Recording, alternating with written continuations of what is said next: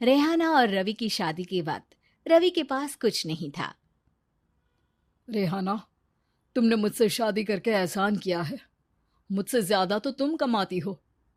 अरे तो क्या हुआ, एक दिन आएगा रवि कि तुम खूब पैसा कमाओगे। मुझे तुम पर पूरा विश्वास है। रवि और रेहाना खुद को स्टैंड करने के लिए पूरी मेहनत करते। रेहाना, मैं नौकरी नहीं करना चाहता हूँ। तो कोई बात नहीं, मैं नौकरी करके घर चलाती हूँ, तुम बिजनेस सेट करने की कोशिश करो।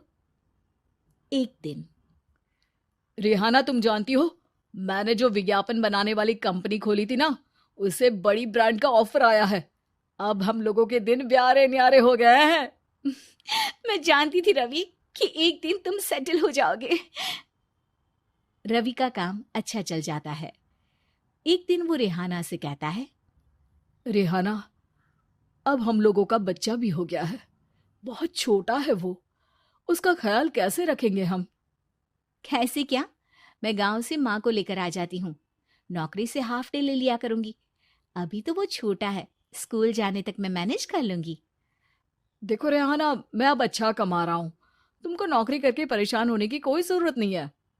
अरे कैसी बात कर रहे हैं, मैं अपनी लगी लगाई नौकरी कैसे छोड़ दूं? और मैंने तो सुना है हम लोगों को कुछ ही महीनों में सरकारी नौकरी मिल जाएगी। सरकारी नौकरी में कितना कमा लोगी? उतने में तो मैं ड्राइवर रख लूंगा। रेहाना को रवि की बात का थोड़ा बुरा तो लगता है। कम से कम मेरी नौकरी की इतनी बेइज्जती मत करो।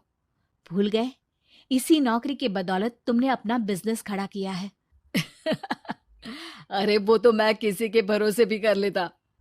देखो, अपने बच्चे को संभालो, घर का काम करो। अब बाहर जाती तुम अच्छी नहीं लगती हो। रेहाना रवि के कहने पर नौकरी तो छोड़ देती है, लेकिन अब बड़े से घर में उसकी कीमत किसी नौकर से कम नहीं होती। एक दिन रवि का दोस्त आता है। भाभी, हम लोग तो आपको तब से जानते हैं जब से आप लोग शादी होकर इस शहर में आए थे।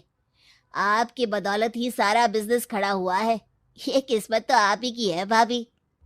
हाँ हाँ भाई, हमारी मेहनत तो कुछ है ही नहीं। अरे होगी, लेकिन भाभी की किस्मत के आगे कुछ नहीं। दोस्त वहां से चला जाता है, लेकिन रवि का गुस्सा सातवें आसमान में होता है। देखा कैसे बोल रहा था? अरे बिल्कुल अच्छा आदमी नहीं है ये। कैसी बात कर रहे हैं आप? प्रशांत भैया तो बहुत अच्छे इंसान है रवि।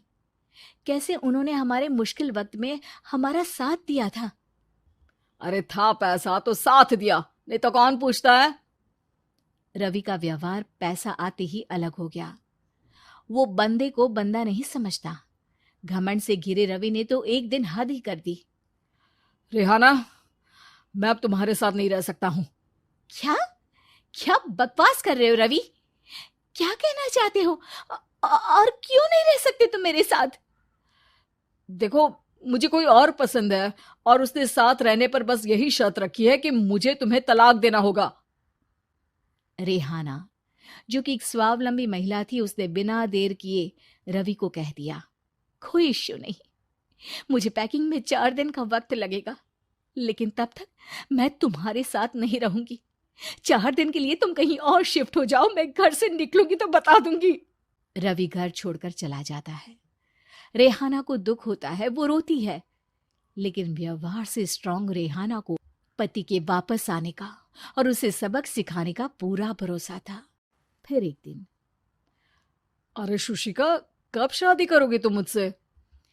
यार मैंने तो सोचा था तुम शादी से पहले मुझे विदेश लेकर जाओगे, महंगी कार दिलाओगे। अरे सब दिला दूंगा, लेकिन पहले मुझसे शादी तो कर लो। हाँ हाँ, क्यों नहीं।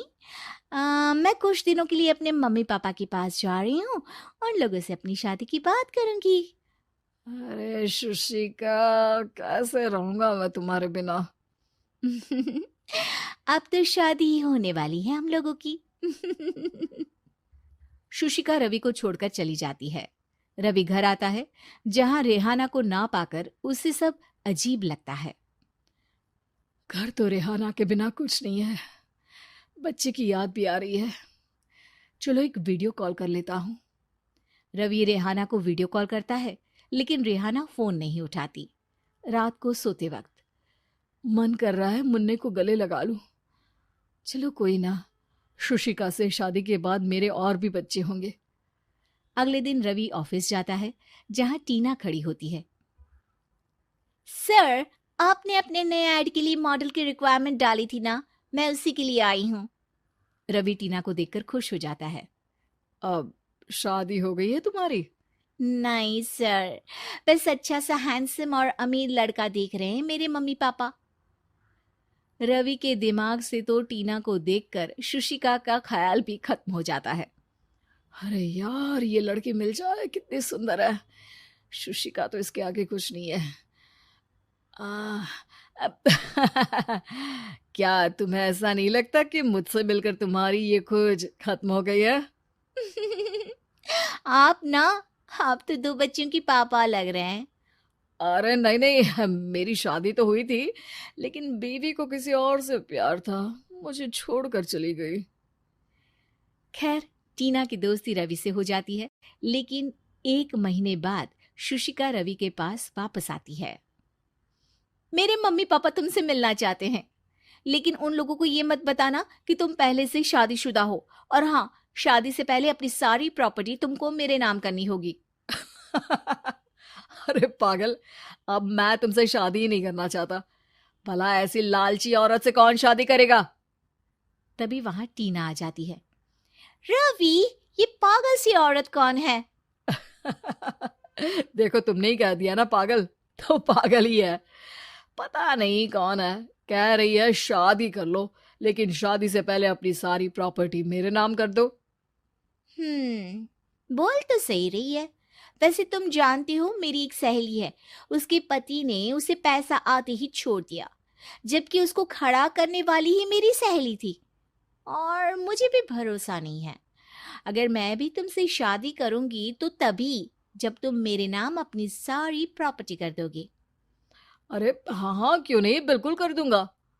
रवि और टीना की शादी की तारीख तय हो जाती है।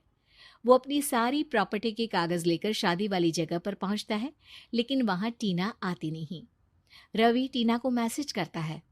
कहाँ हो? सॉरी, मैं तुमसे शादी नहीं कर सकती, मुझे तुमसे भी ज्यादा पैसे वाला मिल गया। रवि को गुस्सा आ जाता है। वो गुस्से से सारा डेकोरेशन तोड़ रहा होता है कि वहां रेहाना आ जाती है। सर, क्या हो गया? क्या डेकोरेशन पसंद नहीं आई आपको? अ, तुम यहाँ क्या कर रही हो? मैं यहाँ की डेकोरेटर हूँ। क्या आपको पसंद नहीं आई यहाँ की सजावट? रवि दौड़कर रेहाना के गले लग जाता है। मुझे माफ कर दो रेहाना। रवि रेहाना के गले लग जाता है और रेहाना टीना को थैंक्स का मैसेज करती है।